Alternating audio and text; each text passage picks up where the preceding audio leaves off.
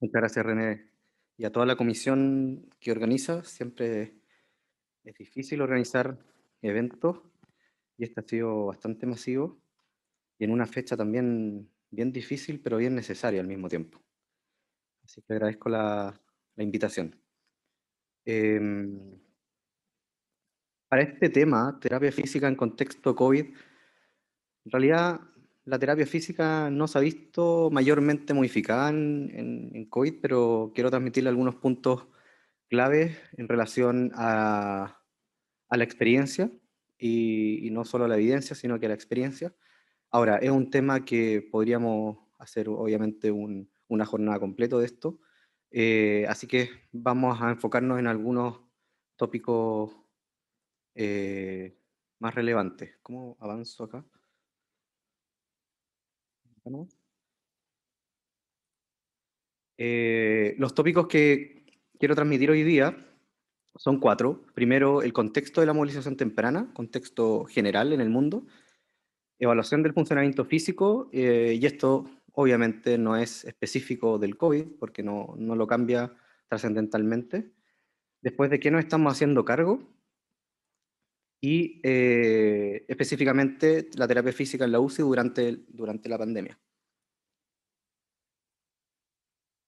Primero, entonces, voy a hablar del contexto de la movilización temprana. Es importante que para todos los lectores o la audiencia, stakeholders, que leen literatura relacionada a la movilización temprana, debemos saber que el kinesiólogo en Chile o en otros países, fisioterapia intensiva o lo que ocurre en Bélgica, Australia, Inglaterra, Brasil, eh, nosotros acá tenemos algo bastante similar porque incluimos dos roles, ¿ya? O dicho de otra forma, un rol dual, tanto la terapia física como la terapia respiratoria, ¿ya? Y es académicamente divorciable, pero en la práctica clínica es indivorciable, según el rol que nosotros cumplimos acá, que es kinesiología intensiva. Y eso engloba tanto la terapia física como la terapia respiratoria. Entonces, esto hay que tenerlo muy claro porque si uno ve un trabajo, por ejemplo, de Estados Unidos, donde el terapeuta físico es otro ente muy diferente al terapeuta respiratorio, los roles y las acciones que hizo ese profesional van a ser diferentes, ¿ya? Eh, Acá en Chile, como les decía, cumplimos ambos roles, ¿ya? En conjunto. Por otro lado, hay que reconocer que en los últimos 10 años hemos tenido la fortuna de poder revisar, leer más de 15 trials. La mayoría de esos trials han sido fase 2 y el principal problema de la literatura actual, que ha sido bastante buena, bastante positiva, es que aún la literatura no es consistente aún. ¿Qué quiere decir esto? Que hay trabajos que cuando comparan grupo experimental con grupo control, la mayoría reporta que hay mejoría en los outcomes en el grupo experimental sobre el grupo control, que habitualmente es terapia física estándar o movilización estándar o sin terapia física. Sin embargo, hay otros trabajos que no demuestran cambios significativos cuando se comparan ambos grupos, ¿ya? Por lo tanto, la literatura no es consistente aún. Y eso no quiere decir que el grupo experimental tenga peores outcomes que el grupo control. Eso es lo que no ha pasado y partimos de un desde bastante positivo. ¿Cuáles son las posibles explicaciones de esta inconsistencia en la literatura? Primero, la dosis de movilización que no está totalmente definida, la dosis de ventilación mecánica también durante la movilización, la dosis de nutrición en este tipo de pacientes, las barreras para la movilización, el tiempo de inicio tampoco está bastante claro, el momento en que se evalúa o se aplican los outcomes que se quieren evaluar, habitualmente outcomes relacionados al funcionamiento físico. ¿Y cuáles son estos outcomes que se están eligiendo? Porque por muchos años han habido trabajos, ensayos clínicos que han utilizado outcomes que no son creados o específicamente hechos para el paciente crítico. Por otro lado, sabemos que las consecuencias de haber estado en una UCI, que no son solo físicas, también mentales y cognitivas, pueden perdurar hasta 5 años en pacientes con debilidad adquirida en UCI, definido por una escala que voy a mencionar más adelante. y en pacientes con falla respiratoria aguda moderada severa. Esto publicado en la New England hace ya varios años por Margaret Herrick, y quien muestra este estudio prospectivo, el que está abajo, el que estoy hablando ahora, donde los outcomes relacionados a la discapacidad perduran hasta 5 años después. ¿Ya? Y esto es bastante conocido. Por lo tanto, una de las preguntas que pudiésemos escuchar en el pasillo, pucha, ¿la UCI salva vidas o fabrica víctimas? Probablemente, y no probablemente, en realidad la UCI es un mal necesario, ¿ya? Porque no sacamos nada con mejorar la calidad de vida de los pacientes si no los tenemos vivos, ¿ya? Obviamente partimos de una base, pero significativamente sabemos que ahora se ha invertido la mortalidad comparado hace varios años atrás en las UCI, donde la mayoría de los pacientes sobrevive. Y ahora el cómo sobrevive, eso es lo que buscan mostrar estos dos grandes trabajos. Nosotros tuvimos una bonita experiencia, primero con el objetivo de medir la validez de constructo de la versión chilena de la FSS-ICU, que es una escala que mide movilidad, y lo hicimos con correlaciones asociadas a acelerometría. ¿Ya? Un acelerómetro es lo que aparece ahí al lado izquierdo de su pantalla. Es un dispositivo que sensa y mide movimiento humano, o en realidad cualquier movimiento, en 3 ejes. ¿Ya? Todos los celulares o los dispositivos móviles que tenemos nosotros tienen acelerómetro. Ustedes ven una imagen y cuando giran el celular, la imagen se mueve para que uno la siga viendo de forma directa. Ese movimiento que sensa este dispositivo es gracias a un acelerómetro, ¿ya? Nosotros utilizamos un dispositivo específico para medir actividad física y nivel de inactividad de los pacientes con una marca que se llama Actigraph, y le pusimos estos acelerómetros durante toda la estancia en UCI de los pacientes, pacientes ventilados, y medimos la cantidad de movimiento, ¿ya? Eh, como así también el tiempo de inactividad. Y eso nosotros pudimos identificar, al igual que otros países, que los pacientes, a pesar de recibir terapia física, de estar en una unidad donde hay recursos para dispositivos de movilización, como el mótomo de electroestimulación, por ejemplo, a pesar de eso, el 97% del tiempo de la UCI, los pacientes pasan quietos, sin movimiento alguno, 97%. Por lo tanto, 3% corresponde al movimiento que se hacen en los cambios de posición, que se hacen con en la terapia física, la terapia ocupacional, la fonoaudiología, etc. Todo eso, hasta el momento, sigue siendo un 3% solamente, de toda la estancia en UCI de los pacientes. Y esto es consistente no solamente con nuestros resultados, sino que también con países como Estados Unidos, Australia, Inglaterra y Brasil, que han tenido resultados similares. Este porcentaje de inactividad, el 97%, si hacemos como una sumatoria, va desde 92 a 98%. Así que los resultados que nosotros obtuvimos con este trabajo, midiendo movimiento en los pacientes, es bastante consistente con los demás países. ¿Quiénes son los responsables de la movilización temprana? Y esto como parte también del contexto, en realidad no solamente los kinesiólogos. Y de hecho yo sueño, aunque sea kinesiólogo, de que la movilización no sea el único responsable del fisioterapeuta. También los médicos, los enfermeros, técnicos y auxiliares de enfermería son grandes apoyos en la movilización. El terapeuta ocupacional, el fonoaudiólogo, el psicólogo, médicos interconsultores, nutricionistas, estudiantes, internos, becados, familia, también como parte del proceso de decisión en la movilización, ¿ya? Y los planes que se van a plantear. En realidad, si estamos hablando de que un 97% del tiempo los pacientes pasan quietos, o sea, es imposible que tengamos, que minimicemos ese porcentaje en mayor grado solamente con un profesional, que sería el fisioterapeuta o el kinesiólogo en Chile. Necesitamos de los roles de todo el equipo, y esto requiere un cambio cultural que todavía falta agudizar un poco más, ¿ya? Probablemente ya todo va hacia allá, todos estamos conscientes de lo necesario que es mover al paciente. Sin embargo, creo que todavía tenemos una brecha bastante desafiante que tenemos que minimizar. Ahora también, con respecto a otra de las explicaciones que se puede dar a la inconsistencia de la literatura sobre la movilización temprana, está el timing. ¿Qué es temprano? Cuando hay estabilidad fisiológica, difícil de evaluar. depende mucho del tipo de paciente. En pacientes monofalla puede ser un poco más fácil. En monofalla principalmente me refiero a pacientes con falla respiratoria aguda, sin daño de otro órgano, dentro de las primeras 48 horas o 5 días, ¿ya? Y si vemos los tres grandes trabajos dentro de estos 10 o 15 trabajos que hemos tenido en los últimos 10 años, el estudio de Schweiker del año 2009 marcó un hito bastante importante porque fue un ensayo clínico, bueno, publicado en Lancet, que demostró que partiendo la movilización con menos de 2 días y evaluando consistentemente desde la UCI, se demostró que sí había una mejoría de los outcomes funcionales del paciente al egreso a la UCI y después de la UCI incluso. Esto con terapia física y terapia ocupacional.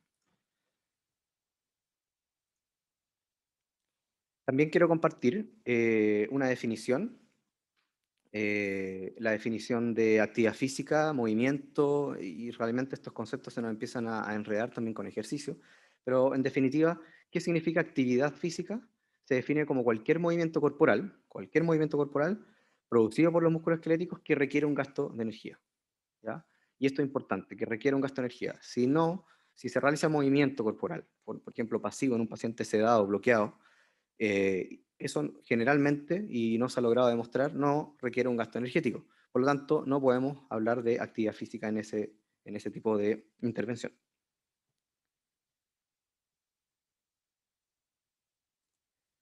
Ahora, el término actividad física no debe confundirse con ejercicio, ¿ya? El ejercicio es una subcategoría de la actividad física, donde hay planificación, hay una estructura, es repetitiva y tiene un propósito, ¿ya? En este esquema se muestra bastante bien que lo que nosotros hacemos en un sistema más cercano de actividad física en algunos casos, por ejemplo, mover un brazo, un pie, pero si esto se mueve de forma pasiva no hay actividad física, es simplemente movimiento. Ahora, si agregamos una planificación, practicar actividad física de forma regular, eso ya puede ser ejercicio, ¿ya? De ahí nos pasamos a la definición que es un poco más compleja que el entrenamiento, donde hay organización de cargas de trabajo, mejora de rendimiento, objetivos concretos y tiene un fin. Y por otro lado, seguimos subiendo en la escala de definiciones de conceptos, que es el deporte. O sea, y acá estamos lejos, obviamente, de empezar a hacer competencia entre un paciente y otro, por ejemplo, o entre un paciente y un terapeuta. Eso sería recién deporte si es que obviamente hay reglas e incluye de alguna manera un deporte en particular. Entrenamiento también estamos lejos de poder planificar porque todavía no hemos definido bastante bien la dosificación, la prescripción del ejercicio en pacientes críticos. Y en eso nos falta bastante eh, para poder planificar y organizar un plan. Acá se muestran 4 tipos de estrategias de intervención de terapia física. En la primera a la izquierda arriba, en la movilización pasiva manual, ¿ya? Bastante simple, pero importante también, en fases iniciales sobre todo. La cicloergometría o cicloergómetro pasivo, ¿ya? La electroestimulación de cuádriceps, acá se muestran unos electrodos que son inalámbricos, que son bastante cómodos para poder manejarlo. Y en el lado derecho, abajo, está el fast cycling, que es la combinación de electroestimulación, en este caso funcional, y se sincroniza con el ciclo ergómetro pasivo, ¿ya? Y esto puede darse incluso en pacientes sedados y ventilados. Eh, Estas 4 tipos de intervenciones o estrategias fueron las que comparó este fisioterapeuta francés, Clement Medrinal, quien principalmente su línea de investigación ha sido en pacientes con EPOC, pero en este caso publica este trabajo en Critical Care. Previamente había publicado el protocolo que ya nos venía motivando porque compara 4 tipos de intervenciones: la movilización pasiva manual, la electroestimulación, la movilización pasiva con cicloergómetro, la electroestimulación de cuádriceps específicamente, y la combinación de las últimas dos, que sería el fast cycling. Y si se fijan, en pacientes sedados y ventilados, obviamente no con bloqueo neuromuscular, pero sedados y ventilados, la única estrategia que mostró un aumento en el gasto cardíaco, fue medido con ecocardiografía, fue el fast cycling. O sea, si nos vamos a la definición de actividad física y sabemos que para tener actividad física tiene que ser cualquier movimiento realizado por un músculo esquelético y que genera un gasto energético, la única que genera gasto energético sería el fast cycling, ya haciendo un símil en gasto energético, consumo de oxígeno con el gasto cardíaco, ¿ya? Este es el fast cycling, ya en movimiento. Como les dije, hay electroestimulación al mismo tiempo y sincronizada. Acá está el esquema de lo que hace el software con la electroestimulación de cuádriceps femoral, glúteo mayor, bíceps femoral, tibiales y gastrocnemios. Nosotros en nuestro caso no usamos glúteos, pero sí los otros en combinación bilateral obviamente, y aproximadamente 45 minutos, una hora, dependiendo de la tolerancia del paciente y dependiendo de la capacidad de contracción que entregue la corriente en este paciente, la transmisión de alguna manera de la contracción. El segundo punto es relacionado a la evaluación del funcionamiento físico. Nosotros tuvimos la experiencia de publicar este Scoping Review, donde hicimos una revisión de toda la literatura relacionada a evaluación del funcionamiento físico en pacientes críticos, pero instrumentos que se hayan utilizado en la UCI, ya no fuera de la UCI, solamente en la UCI. Y lo que encontramos fueron 60 diferentes instrumentos de medición para medir funcionamiento físico. Los dominios más frecuentes fueron movilidad en 38 de 60 instrumentos, función muscular, principalmente fuerza, y funciones de movimiento, principalmente balance, ¿ya? Estos fueron los dominios más frecuentes.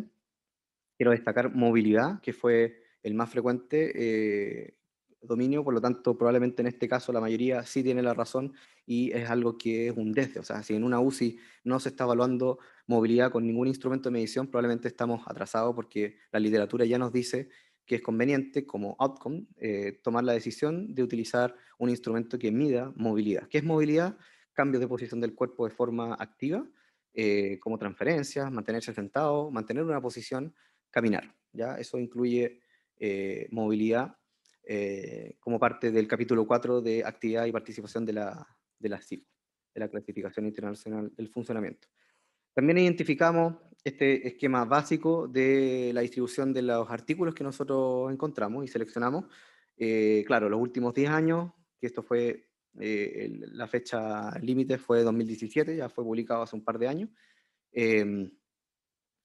Claro, en los últimos 10 años había un aumento gigantesco de la utilización de instrumentos de medición en la UCI. Y esto es importante destacar porque es algo bastante nuevo y los instrumentos se demoran en ser utilizados en ensayos clínicos. El paciente crítico pasa por diferentes etapas. Hay una etapa pre-UCI, la admisión a la UCI donde el paciente está grave, requiere en muchos casos reanimación, ventilación, y es cuando los sistemas, principalmente el músculo, se va disminuyendo, va a haber una hipotrofia progresiva, van disminuyendo la función y va disminuyendo también las funciones pulmonares. Luego viene una etapa bastante importante para nosotros que es el tiempo de despertar, eh, que es un hito importante que habitualmente ocurre en la UCI, es un hito para los fisioterapeutas en la UCI. Después viene el concepto de rehabilitación después de la UCI. Habitualmente la rehabilitación es un concepto que viene post-UCI, en sala o relacionado al retorno a la comunidad, ya, participación social. Celina Parry nos comparte este esquema y además agrega los instrumentos de medición que se tienen que evaluar en cada una o que se recomienda evaluar en cada una de estas etapas por las cuales pasa el paciente crítico y están divididas en deficiencias funcionales o estructurales, o sea, instrumentos que miden alguna función o instrumentos que miden alguna estructura. Y instrumentos, por otro lado, en segundo lugar, que miden alguna limitación en la actividad, ¿ya? Y al final está la restricción en la participación social, pero si se fijan, ya desde la definición conceptual, esto recién entra a jugar después de la UCI, ¿ya? Después de cuando se comienza la rehabilitación o la movilización después en sala, la terapia física en sala. Así que en este caso quiero centrar la atención en este momento, en la UCI, y nuestra experiencia por lo menos es utilizar pre-UCI la escala de fragilidad clínica, que es un instrumento diseñado inicialmente para pacientes geriátricos, la ecografía muscular, donde estamos recién en pañales, estamos aprendiendo a utilizar y a interpretar este instrumento, sobre todo en pacientes que tienen reducción del nivel de conciencia, todavía no son pacientes cooperadores, pero podemos medir la masa muscular de forma temprana. Y cuando ya despierta, utilizamos habitualmente que responda al paciente más de 3 órdenes de 5, órdenes simples, y el CAMICU o CAM según corresponda. Eh, La ecografía muscular puede ser un instrumento que sigue siendo útil en esta etapa, incluso en pacientes no cooperadores y cooperadores. El MRC Samscore, que lo usamos para evaluar fuerza muscular, al igual que Handgrip o Handheld. No tenemos la experiencia de Handheld, pero sí de Handgrip o dinamometría de mano. Y utilizamos para medir movilidad la FSS-ICU. Y por último, la actividad física hemos tenido solamente una experiencia no clínica, sino que de investigación relacionada a la acelerometría, como les conté anteriormente. Quiero solamente mostrarles un resumen de estos dos instrumentos que me parecen muy relevantes, que todos los conozcamos en la unidad de cuidado intensivo, el MRC SAMSCORE y el FSSIQ. ¿Ya? MRC SAMSCORE diseñado para evaluar fuerza muscular de extremidades y FSSIQ para evaluar movilidad específicamente. ¿Ya? Primero, el MRC SAMSCORE es un instrumento que mide 12 grupos musculares, 6 del lado izquierdo, 6 del lado derecho, con una escala que va de 0 a 5 puntos, una escala de 6 puntos, ¿ya? Donde 0 es sin contracción visible o palpable y 5 puntos fuerza normal, la que a todos nos enseñaron en la universidad, como los famosos M de Daniels o de Kendall, dependiendo de la referencia que utilicemos. Pero en este caso, esta escala suma un puntaje total entre 0 y 60 puntos, donde 60 puntos es un paciente que tiene fuerza normal. ¿Ya? Aplicamos esta escala en los diferentes grupos musculares y les voy a dar un ejemplo. Bueno, también la interpretación clínica ya se sabe que cuando un paciente tiene menos de 48 puntos se puede hablar de un diagnóstico clínico de debilidad significativa. Y cuando un paciente tiene menos de 36 puntos, o sea, en promedio menos de 3 puntos por grupo muscular, el paciente probablemente tenga una debilidad severa. Y esto se ha hecho estimaciones también correlacionado con los gold standard, que sería la biopsia muscular y electromiografía, que pueden detectar lo que era antiguamente llamado la neuropatía del paciente crítico o miopatía del paciente crítico. En este caso estamos haciendo un diagnóstico clínico donde queremos saber si el paciente tiene clínicamente debilidad o no. Por ejemplo, acá tenemos un paciente que suma 36 puntos, ¿ya? Estaría con debilidad significativa. Recuerden que debilidad severa es menos de 36 puntos según la definición. Pero fíjense en la distribución. En abducción de hombro y en flexión de cadera, que son musculatura proximal, tiene 4 puntos. Y si nos vamos hacia distal, la extensión de muñeca tiene 2 puntos, ¿ya? Podemos tener un paciente que tiene el mismo puntaje total, 36 puntos, ¿ya? Pero acá se invierte la distribución de las fuerzas. Tiene menos fuerza aproximal y menos fuerza distal. Esto clínicamente puede ser bastante importante identificarlo porque no solamente el puntaje, sino que también la distribución, porque nos podría dar cuenta de que un paciente que tiene más debilidad distal probablemente tenga un problema mayormente neuropático. Siempre convive la neuropatía con la miopatía. Y en este paciente que está en el lado derecho, tiene un mayor importante, una debilidad asociada a una debilidad proximal, por lo tanto, probablemente tiene un componente mayormente miopático, ¿ya? Entonces, no solamente, el punto importante es que no solamente busquemos un puntaje total, sino que también interpretemos la valoración y la distribución. Dentro de los instrumentos que miden movilidad, los 4 instrumentos que más se recomiendan según las propiedades clinimétricas y según su robustez en la utilidad clínica, está la IMS, la FSS-ICU, la CPAX y la PFIT, ¿ya? Cualquiera de estos instrumentos debe ser parte de la evaluación de rutina de la UCI y obviamente la decisión entre usar uno u otro es en base a los recursos, a la experiencia clínica del equipo y el motivo de evaluación. ¿Ya? Por ejemplo, la IMS es un instrumento que es rápido de medir, una escala que va de 0 a 10 puntos, de una escala de 11 puntos, donde solamente se puntúa el nivel de actividad que está realizando el paciente, pero eso no especifica, como lo hace la FSSIQ, cuál es el nivel de asistencia física que requiere para lograr cada uno de esos hitos. No lo hace en toda la escala. ¿Ya? Por lo tanto, la IMS podría ser bastante útil para una entrega de turnos, por ejemplo, entre fisioterapeutas, para un control de enfermería, para la información rápida, para el equipo de médicos también puede ser bastante útil. Nosotros utilizamos la FSS-ICU, que es una escala que mide movilidad diseñada para la UCI, es un instrumento válido y confiable hasta la fecha, está disponible en el idioma original, creado por el grupo de Johns Hopkins en Estados Unidos, Brasil, Chile, que fuimos nosotros, nuestro equipo, quien pudo hacer la validación de este instrumento acá, y en turco. Ya está en camino también en otros idiomas para los que quieran utilizar esta escala en Corea, en Japón o en Italia, ¿ya? La escala, como les decía, mide 5 actividades diferentes: girar en cama, transferencia supino sedente, mantenerse sentado al borde de la cama, transferencia sedente a bípedo, marcha o silla de ruedas en el caso de que el paciente previamente haya utilizado silla de ruedas. Y a cada una de estas actividades nosotros le agregamos o le aplicamos una escala de 0 a 7 puntos, donde 0 es un paciente totalmente dependiente, y hacia el puntaje 7 hay mayor independencia en la movilidad de cada una de estas actividades. Y por lo tanto, el puntaje total va de 0 a 35 puntos. ¿Ya? El proyecto que nosotros realizamos logró hacer la traducción y adaptación transcultural de este instrumento y hacerlo disponible, dejarlo disponible a todos los que hablan español, y principalmente y más recomendado en Chile, porque fue la versión chilena. Después medimos la confiabilidad interobservador, que nos fue bastante bien, y la validez de constructo, que es la que hicimos con la acelerometría que ya les conté. Con esto queda disponible de alguna manera este instrumento, que es el primer instrumento que está de forma robusta disponible para utilizarse en Chile, y que puede ser utilizado de forma gratis. Está disponible en la página web improvelto.com. Ahora, este artículo salió a fines del año pasado, que es bastante útil porque ya empezamos con la validez predictiva del instrumento. La FSS-ICU mayor a 19 puntos al egreso de la UCI podría predecir que el paciente se va a ir de alta al hogar sin necesidad de cuidados especiales.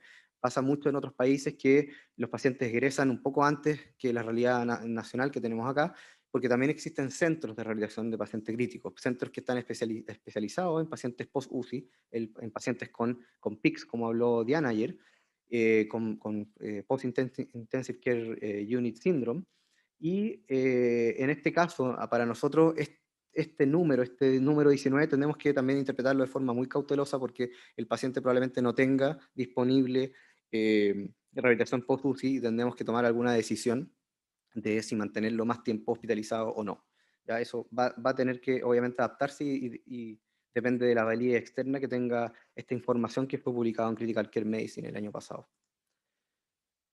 El tercer punto es de qué nos estamos haciendo cargo, de todo esto que estamos hablando de contexto de la movilización, de evaluación de funcionamiento, y todo lo que tenga que ver también con pacientes COVID, que es lo que llegó para quedarse de alguna manera.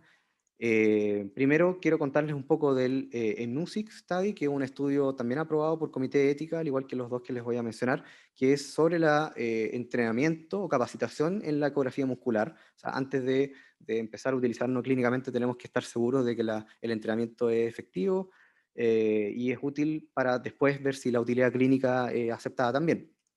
El otro proyecto de investigación en el que estamos trabajando es el Impact COVID Study, también en 7 centros, ya les voy a contar también, sobre el impacto en el funcionamiento mental, físico y cognitivo durante el tiempo de cuidados críticos en pacientes COVID y no COVID, durante la pandemia. Y el tercero es el MOVENT, que son relacionados a los ajustes del soporte ventilatorio y la monitorización del paciente ventilado, que realiza movilización temprana. ¿Ya? Esto a través de un scoping review. Primero entonces el estudio eMUSIX, que estamos en vías, estamos redactando ya el manuscrito, ya hicimos el trabajo. El equipo de trabajo está también incluido Juan José Pinto, Francisco Río, Alexis Silva de Chillán, Agustín Camus, y colaboraciones internacionales con Kirby Meyer de la Universidad de Kentucky y Selina Parry de la Universidad de Melbourne, ambos fisioterapeutas también del área, bastante conocidos como investigador en el área de ecografía muscular. Entonces, lo que hicimos fue un curso relacionado a la ecografía y medimos en los participantes la confiabilidad al medir el grosor muscular del cuádriceps. Obtuvimos una confiabilidad bastante cercana a la publicada en artículos similares y anteriores, pero cuando capacitamos también en la medición del ángulo peniforme, que es el ángulo que se forma con las fibras musculares y la fascia central del cuádriceps, obtuvimos una confiabilidad bastante baja, ¿ya? Por lo tanto, ya sabemos qué podemos profundizar o qué cosas no podemos considerar directamente para la práctica clínica en base a este trabajo. El segundo proyecto que yo les contaba es el Impact COVID-19. El equipo de trabajo está Ana Castro Ávila, quien vive actualmente en York, Catalina Merino, de la Universidad del Desarrollo, Agustín Camus, Jaime Lepe, y todo el grupo relacionado a este estudio Impact, que son los 7 centros participantes, ¿ya? Es un estudio multicéntrico de corte prospectiva que partió ahora en la pandemia, obviamente, un estudio que teníamos pensado y ya lo veníamos trabajando hace un tiempo, con el equipo del Magíster en Terapia Física y Rehabilitación de la Universidad del Desarrollo, pero cuando llegó la pandemia tuvimos que hacer los cambios pertinentes también y atingentes para el paciente crítico. Era emergente, por lo tanto teníamos que también adaptarlo y postulamos al fondo ANID, y por eso tenemos el patrocinio también de ANID y el financiamiento directo de la Universidad del Desarrollo. Lo hicimos en pacientes, lo estamos haciendo, perdón, en pacientes adultos, tanto COVID o no COVID, durante la pandemia, que recibieron ventilación mecánica por más de 48 horas y que pacientes que eran previamente autovalentes. No voy a entrar en detalle en los criterios de exclusión, pero habitualmente son los criterios que se utilizan en este tipo de ensayos clínicos: pacientes neurocríticos, quemados, que se van fuera de alguna manera, que se pueden escapar un poco de la regla. Llevamos 110 de 450 pacientes según nuestro cálculo tamaño muestral, y los 7 centros que en su conjunto reunimos 198 camas UCI, que este número igual se va moviendo dependiendo de si se abren más o menos camas en los hospitales, pero también tenemos que ver la factibilidad de poder llevar a cabo este proyecto en más camas. Están participando Hospital Salvador, Hospital de Coquimbo, Hospital de Antofagasta, Hospital Metropolitano y de los centros privados Clínica Bupa, Alemana e Indisa, ¿ya? En estos 7 centros ya llevamos más de 3 meses reclutando pacientes, nos ha ido bastante bien. Y lo importante es que esto tiene mucha sincronía con lo recomendado también en la literatura, y que ahora lo estamos haciendo en vivo en pacientes COVID. Estamos llevando a cabo de alguna manera outcomes relacionados al PICS, tanto de los sobrevivientes, de los pacientes y también de la familia, a través de una pequeño acápite cualitativo, una sección cualitativa de este proyecto. Y dentro de los outcomes del PICS, estamos evaluando tanto impedimentos físicos, cognitivos y mentales, ¿ya? ¿Cuáles son los outcomes y los puntos de tiempo que estamos considerando para este ensayo clínico? Primero, al egreso a la UCI. Ya ese es el primer punto de tiempo en el que estamos evaluando, el egreso a la UCI. Después una llamada telefónica a los pacientes que quisieron participar y firmaron consentimiento a los 3 meses después del egreso de la UCI. Luego a los 6 meses, y eso es nuestro último punto de tiempo. Les cuento también que nuestro proyecto principalmente era hasta los 12 meses, pero por financiamiento no pudimos seguir financiando, valga la redundancia, hasta los 12 meses. Así que estamos hasta el momento hasta los 6 meses, hasta que no encontremos otra forma de financiar el proyecto. Al egreso a la UCI, vamos a hacer el screening de los criterios de inclusión y exclusión. Estamos pidiendo el consentimiento informado en este momento, por lo tanto necesitamos un paciente cooperador, paciente sin delirium. Estamos evaluando edad, género y índice de masa corporal y datos relacionados a la hospitalización. Por ejemplo, máximo nivel de soporte, días de ventilación mecánica, días de UCI, diagnóstico, etc. En segundo lugar, estamos evaluando también el funcionamiento físico, el funcionamiento en general, perdón, premórbido de los pacientes a través del índice de comorbilidad de Charson, la escala de fragilidad clínica, en la versión en español que está disponible, el nivel educacional y el nivel de empleabilidad, que en este caso, este último, el nivel de empleabilidad también lo vamos a evaluar a los 3 y a los 6 meses si es que hubo un impacto de alguna manera de la pandemia relacionado a ello. Al egreso de la UCI, vamos a hablar funcionamiento físico a través de MRC y FCC-ICU, que son los instrumentos que ya les mencioné. El funcionamiento cognitivo a través del MoCA Blind, ¿ya? Un screening que se hace de rápido, para eso también nos capacitamos. El funcionamiento mental a través del HATS, que es una escala de depresión y ansiedad, y el ISR, que es un instrumento que mide estrés postraumático. La discapacidad y calidad de vida a través del JUDAS, de la CIF, y calidad de vida específicamente con el EQ5D. Y por último, también vamos a tener una muestra de estos pacientes, los que quieran, además de este seguimiento a largo plazo, participar de una medición con actigrafía para medir actividad física a través del actígrafo y una escala, un cuestionario que es el DPAC. Y por último, también sobre vida en estos 3 puntos de tiempo que ya les mencioné. ¿Ya? Este es el proyecto Impact en el que al que más le hemos dedicado tiempo como grupo de trabajo, y ha sido esencial de alguna manera la participación de los 7 centros. Hasta la fecha, según nuestro conocimiento, es el primer ensayo clínico, no ensayo clínico, perdón, estudio multicéntrico que se está haciendo en Chile relacionado al paciente crítico post-COVID y relacionado a los outcomes que ya les mencioné, ¿ya? Estos outcomes nosotros los elegimos en base a recomendaciones internacionales basadas en consensos, recomendaciones que están publicadas en la página web Improvelto, por el grupo principalmente de Johns Hopkins y Dale Needham, con quien también hemos tenido el gusto de poder participar en proyectos de investigación. Y son los instrumentos exactamente los mismos los que nosotros vamos a utilizar y agregamos otros más que nos parecen relevantes y que están disponibles también en español acá en Chile. Y el último trabajo es el Movent, que es un scoping review que nos ha abierto puertas y una visión bastante nueva, por lo menos para el equipo de trabajo de kinesiólogos y también con la colaboración del Dr. Graf y Anita Hasman desde Biblioteca de la UDD, para buscar dos focos. El primer foco, las variables respiratorias y metabólicas que se monitorizan durante la movilización temprana, que es lo que dice la literatura disponible. Y en segundo lugar, cuál es la programación del ventilador mecánico durante la movilización temprana, ¿ya? Este trabajo ya está hecho, acá está publicado hasta el momento solamente el protocolo, estamos en espera de revista para los resultados finales, pero lo que encontramos a grandes rasgos son varias variables que se monitorizan, que se deciden monitorizar en los estudios, tanto observacionales como experimentales. Nos llamó la atención que había por lo menos 8 estudios que habían medido consumo de oxígeno, otros producción de CO2, variables metabólicas que nosotros también estábamos buscando.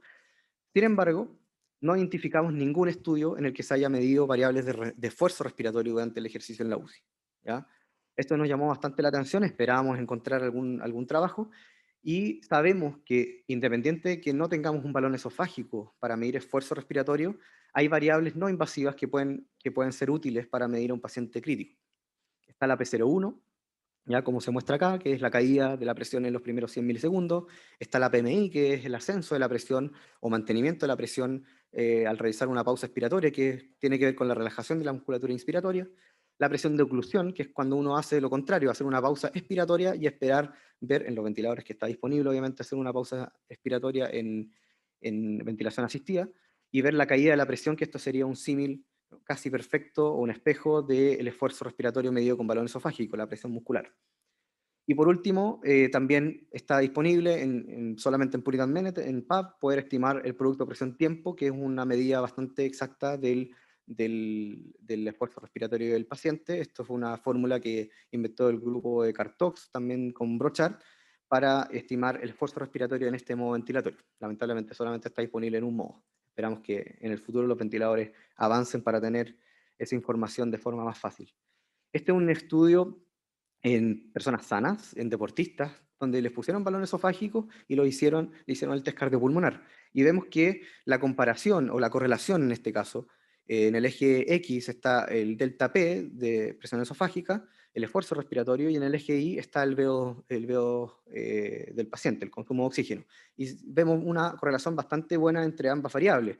Y si correlacionamos ahora bien el esfuerzo respiratorio con volumen minuto, según la interpretación, podemos ver que tanto el volumen minuto como el consumo de oxígeno podrían ser variables bastante útiles para estimar el esfuerzo respiratorio del paciente durante el ejercicio. Esto en personas sanas, obviamente, la traslación del conocimiento al paciente crítico es lo que también apuntamos como línea con el scoping que pudimos encontrar. Otra cosa importante es lo que hizo Collins en este crossover, donde comparó dos tipos de terapia física, la transferencia pasiva sillón o el sedente activo al borde de la cama, ¿ya? Sabemos que a priori, por lógica, el sedente al borde de la cama podía ser actividad física, porque el paciente lo va a hacer de forma activa, en cambio la transferencia pasiva sillón no. Si vemos la variable presión arterial, no vemos cambio en el tiempo, tanto en el basal, la preparación, actividad y recuperación. Si vemos la presión arterial, tampoco es un instrumento que nos dé tantas diferencias entre una actividad y otra. Pero si empezamos a ver variables metabólicas como el VO2 o el VCO2, sí vemos diferencias en el periodo de actividad entre una actividad y otra. O sea, ¿qué nos quiere decir? Para ver nivel de actividad física en un paciente crítico, no basta con ver variables como frecuencia cardíaca, presión arterial, también tenemos que evaluar VO2 y VCO2 durante el ejercicio. Aquí está el gráfico de VCO2, que es muy similar el comportamiento que tiene el paciente en VO2. Obviamente, dependiendo del cociente respiratorio, si está cercano a 1, las variables se van a mover bastante similares. Y la otra pregunta que teníamos, el foco de este Scoping Review Movent, son las variables o la programación o los ajustes ventilatorios durante la terapia física. Encontramos, bueno, poco trabajo, 19 trabajos solamente que hacían ajustes, tanto en los modos ventilatorios como en algunos parámetros. La mayoría ajustes en la FIO2, que es bastante intuitivo subir la FIO2 para, para la actividad, así como se hace también para la succión, clásicamente, que en algunos centros todavía es de rutina, pero tenemos que considerar que tenemos que identificar si el paciente realmente necesita más FIO2 durante el ejercicio o, en este caso, como el ejemplo que estaba dando, para la succión. Lo que también nos llamó la atención es que solo identificamos 2 estudios en los que se ajustaron parámetros ventilatorios durante la movilización, que no sea el ajuste de la FIO2, o sea, ajustes de parámetros relacionados a la presión, a la entrega de la presión, a la asistencia ventilatoria.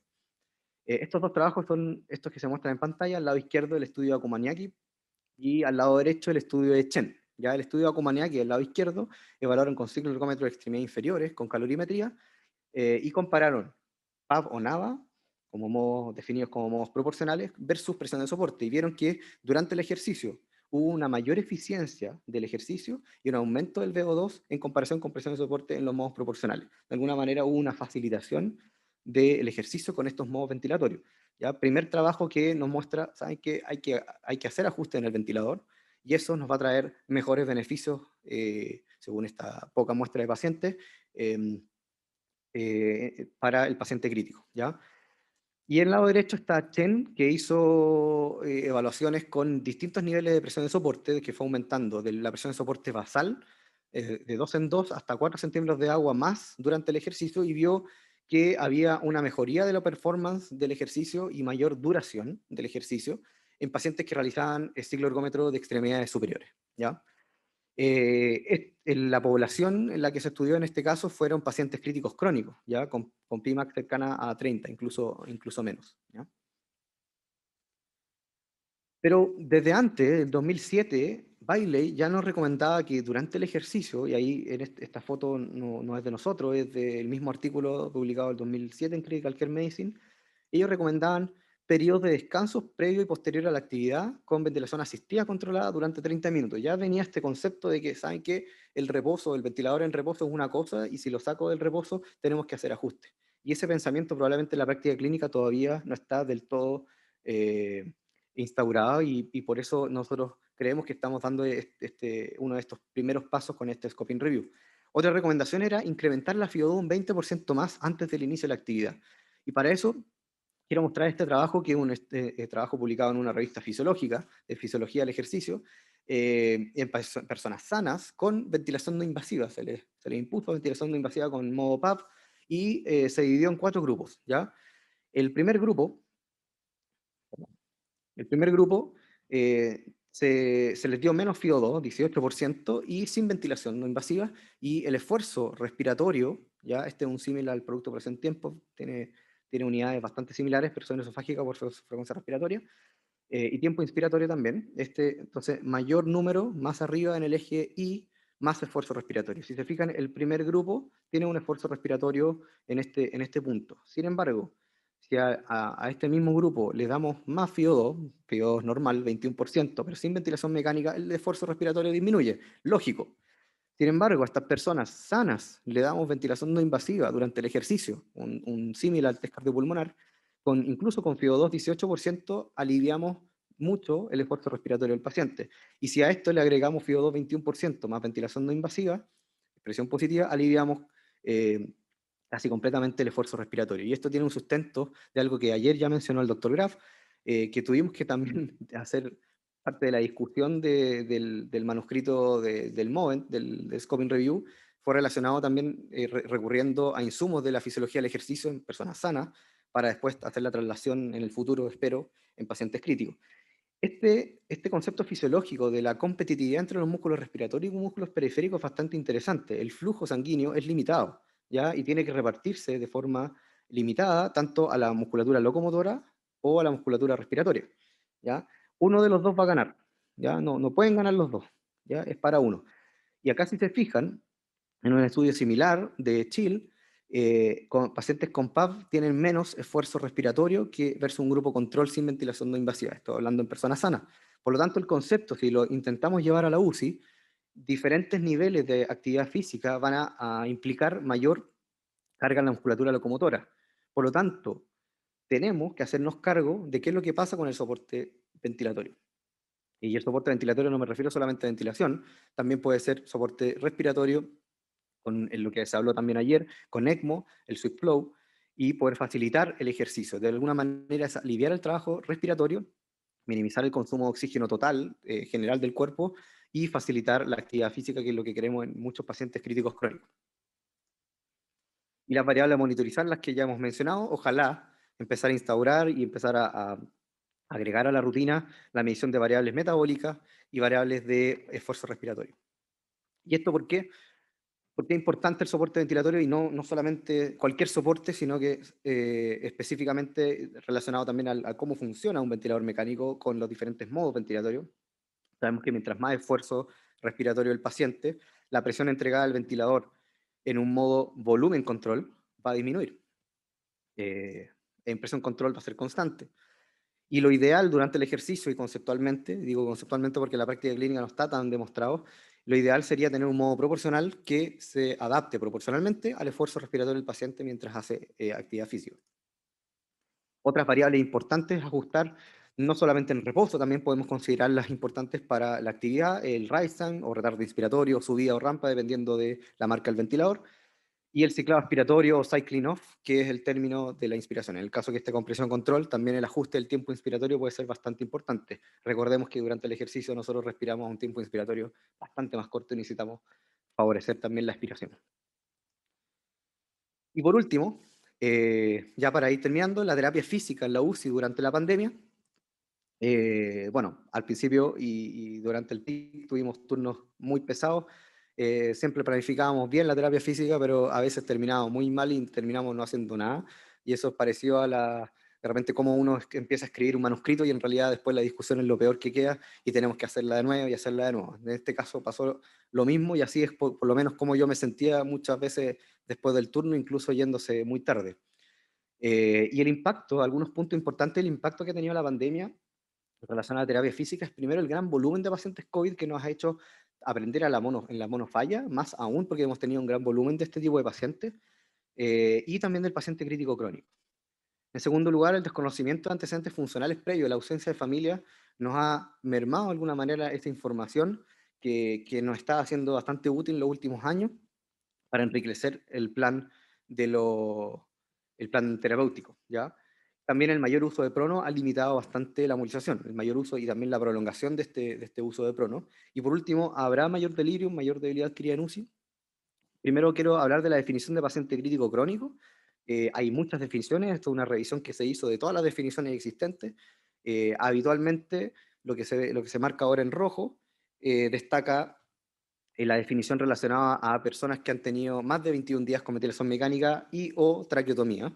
Pero hay una definición más actual que es incluso 8 o más días de UCI por uno o más de los siguientes 6 condiciones: pacientes ventilados, traqueotomía, stroke, trauma cerebral, sepsis y injurias que son graves, ¿ya?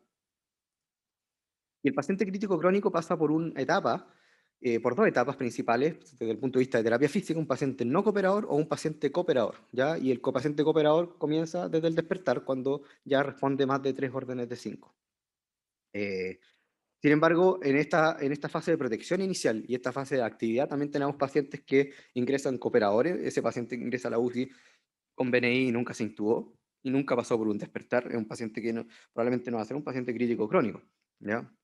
Un paciente que no entra a la definición. Y por otro lado, un paciente no cooperador, habitualmente los neurocríticos, que ingresan paciente como no cooperador después de un TEC, intubado, después tráqueo, y nunca logran cooperación y nunca logran recuperación. Por lo tanto, el foco de la terapia física es bastante diferente a un paciente cooperador, ¿ya? El mayor uso de prono también nos ha hecho limitar la terapia física. Acá, ¿qué podemos hacer? Movilidad pasiva, cambio de posición, asistir en eso para prevenir también lesiones musculoesqueléticas que se han evaluado en este tipo de pacientes. Y en el caso que el paciente no esté con bloqueo neuromuscular o tenga alguna ventana de bloqueo neuromuscular, también hacer electroestimulación en esta fase de prono, ¿ya? Tuvimos la fortuna de participar en este ensayo, en este estudio multicéntrico, que fue una corte retrospectiva, liderado por Brenda Tepuri y Rafael Baganes, sobre la prevalencia y factores de riesgo del delirium. Nosotros aportamos con, creo que unos 20, 21 pacientes de clínica alemana en la primera fase de pandemia, en pacientes COVID. Y en este trabajo grande se demostró que el delirium fue altamente prevalente y prolongado, incluso más que en pacientes no COVID de estudios previos, ¿ya? La ventilación, las contenciones físicas, las infusiones de benzodiazepinas, opioides, vasopresores y antipsicóticos se asociaron con mayor riesgo de delirium. Y fíjense en esto también, las visitas familiares, ya sean en persona o virtuales, estaban asociadas con menor riesgo de delirium. Por último, el uso de benzodiazepinas y la falta de visitas familiares, vuelvo a repetir, ya sea en persona o virtuales, se identificaron como factores de riesgo modificables, ¿ya? Y eso es algo que tenemos que aprender para el resto de esta pandemia y otras más que puedan existir. Este es un mensaje que dejó un paciente, un sobreviviente de ECMO, que tuvimos, creo que fue el primer paciente de ECMO que tuvimos acá en la clínica al principio de la pandemia. Si fijan acá las fechas fue en abril. Él decía con un mensaje, no tenía comunicación directa con la familia y todavía estaba traquetomizado, por lo tanto no podía hablar en esa fase en la que estaba, no como el paciente que mostró ayer Felipe Serpa. Decía, hijos, aquí salvaron mi vida, pero solo soy una araña de trapo gigante, cuida a mamá y abuela, lo que viene es peor. Y en realidad lo que se vino fue peor, porque esto fue antes de junio. Estaba bastante atento a lo que venía, lo que veía, lo que alcanzaba a ver en las noticias, lo que escuchaba, y este mensaje pidió que le sacáramos la foto y se la mandáramos al hijo, y obviamente toda la emoción que conlleva con eso. ¿Ya? La elección de alguna manera del tiempo efectivo con la terapia de este tipo de pacientes también es importante. Yo hablaba anteriormente del FES Cycling, pero el FES requiere un tiempo de instalación y programación bastante alto, lo mismo que el retiro y la limpieza. Y la limpieza la destaco porque ahora en condición de pandemia también es más importante aún. Para un trabajo efectivo de terapia o terapéutico de 45 minutos, ¿ya? Lo cual es bastante útil, pero en un tiempo total de 90 minutos, como sale en la escala con el eje X que aparece abajo. Si lo comparamos con un tiempo efectivo también de 45 minutos, un tiempo terapéutico con electroestimulación, obviamente nos demoramos menos en tiempo total con electroestimulación. No hay donde perderse de alguna manera si uno tiene poco tiempo de utilizar electroestimulación o motomed activo o pasivo en un paciente crítico. Y la movilidad progresiva, que es lo que, si un paciente ya la puede realizar como sentador de cama, bípedo, marcha, a esto es lo que hay que darle prioridad. Ahora, si nos vamos a la comparación de este escala de tiempo, 90 minutos de tiempo total, donde uno gasta como terapeuta en entregar este tipo de estrategias, siendo solamente 45 minutos el tiempo efectivo, y lo comparamos con una transferencia pasiva a sillón, lo que le llamamos la sillonitis, de alguna manera la preparación inicial y final de la transferencia, probablemente sea casi lo único terapéutico desde el punto de vista físico. ¿Ya? Obviamente pueden haber más beneficios desde el punto de vista físico. Por lo tanto, tenemos que balancear y elegir bien la estrategia. Si vamos a, obviamente, todo esto, si se pueden hacer todo en un mismo día, mejor, y tenemos que combinarla, pero no gastar todo el tiempo en sillón donde el paciente puede incluso estar fatigado mentalmente y nos puede ver mal mermar la utilización de otro tipo de estrategias que pueden ser terapéuticamente más efectivas. Esto va a depender mucho del momento, del tiempo, del día, del recurso humano, etcétera. Entonces, esto tenemos que considerarlo y ha sido bastante útil, nos ha ido bastante bien en organizarnos bien en pacientes COVID y con todo el volumen de pacientes que hemos tenido. ¿Ya? Acá se muestra algo que es bastante efectivo, que también se mostró ayer. Marcha a 300 metros, un paciente que está todavía con ECMO y ventilación mecánica a través de traqueotomía. Quiero mostrar los valores máximos que obtuvimos, que estaban disponibles en ese momento, de VCO2 600 ml minuto, sumando el VCO2 del ventilador y del ECMO, obviamente. El volumen minuto hasta 23 litros por minuto, estando incluso con ECMO. Pero, a pesar de esto, la percepción subjetiva de esfuerzo era 4 de 10. ¿Qué es lo que ayuda también a hacer esto? Bueno, elegir el modo ventilatorio. Contradictoriamente a lo que uno podría pensar en base a la lógica, estamos utilizando presión control en muchos de estos pacientes que tienen fibrosis pulmonar, es decir, tienen tiempo inspiratorio neural bastante más largo del que puede realizar su mecánica respiratoria, su pulmón, ¿ya? Por lo tanto, exigir y forzar de alguna manera un tiempo inspiratorio fijo puede ser bastante útil en reposo e incluso durante el ejercicio. Aumentar la presión inspiratoria, en este caso, estando en presión control, hasta 23 en reposo, requería solamente 10, 11 centímetros de agua, pero en ejercicio vemos que desde el punto de vista de la práctica, bien sin tanto fundamento, pero sí en base a la lógica, mayor soporte en centímetros de agua. El Sweepcast Flow también es bastante útil en este tipo de pacientes, lo subimos al máximo, independiente que esté con 6, con 8, con 10 en reposo, 15 durante el ejercicio. Ojo que al subirlo hay que subirlo muy de a poco y bajarlo muy de a poco también por los centros respiratorios que también pueden ser afectados por el CO2 y lesiones que pueden haber también o sangrado cerebral. Y la FIO2 no es tan importante en estos pacientes que ya recuperaron el nivel de oxigenación. Siguen siendo pacientes con ineficiencia ventilatoria. Por lo tanto, la oxigenación no es un tema y habitualmente aplicamos FIO2 la misma que la basal o según saturación, pero no llegamos a subir la FIO2 más de un 20%, como lo recomendaba Bailey desde el 2007. Por último, pensamientos finales. La inactividad de los pacientes críticos sigue siendo alta, y esto según la evidencia y también según la experiencia que tuvimos en el estudio ya publicado de acelerometría que hicimos. La falta de monitorización de variables metabólicas y esfuerzo puede ser algo bastante desafiante para todo el equipo. No solo debemos ajustar la dosis de la movilización, que también falta definir, sino que también pensar en la dosis del soporte respiratorio durante esa movilización.